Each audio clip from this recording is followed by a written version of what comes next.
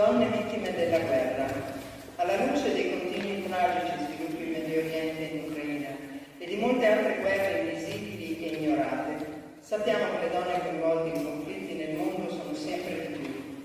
Crescono ogni giorno e molte tra loro sono madri. Questa sera vogliamo dare voce anche a tutte loro in ogni luogo, attraverso l'appello che potente si alza nel bel mezzo di una catastrofe umanitaria senza precedenti.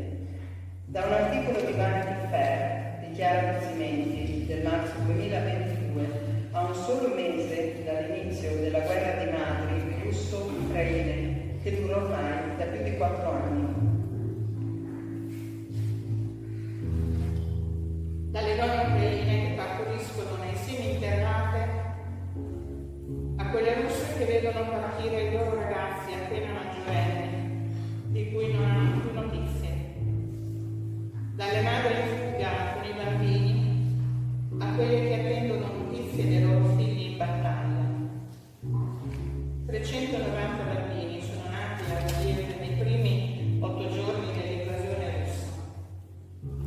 Arrivano da seminterrati e sotterranei le foto delle neomamme, anche dalla metropolitana usata come ricaro e dai rifugi in una notte di bombe. Un medico ha aiutato una madre, un agente le ha portate in ospedale. Donne rimaste in Ucraina perché è troppo difficile spostarsi. Milioni di altre sono in fuga, già uscite dal paese. Molte volte a piedi con i figli in braccio, con la volontà di dare loro sicurezza, di non lasciar vivere loro la guerra.